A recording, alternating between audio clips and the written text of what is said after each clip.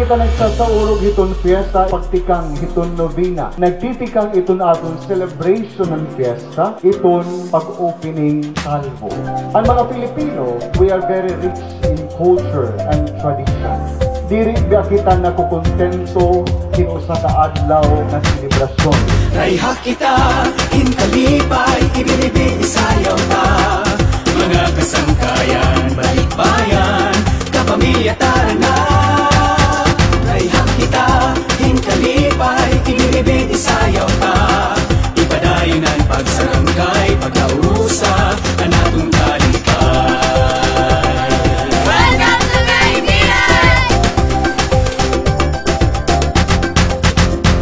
This ribbon cutting ceremony holds a special significance as it symbolizes our commitment to embarking on new endeavors. By cutting this ribbon, we signify the opening of doors to new opportunities and partnerships. Congratulations, everyone!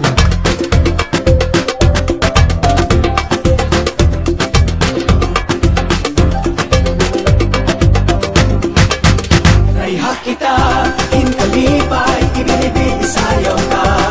Mga kasangkayan, balikbayan, kapamilya tarana.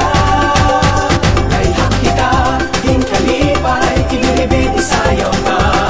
Ipadayon ang pagsarangkay, pagkausa, anatong kalipay.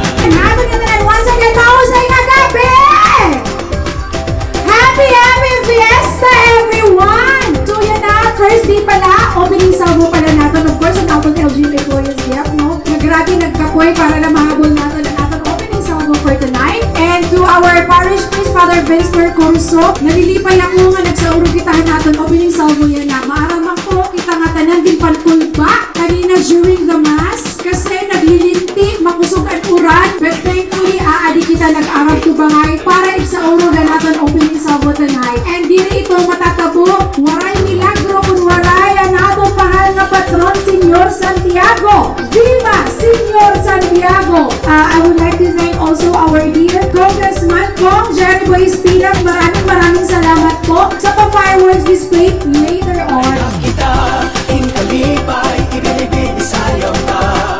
Mga kasangkayan, balikbayan, kapamilya tarana.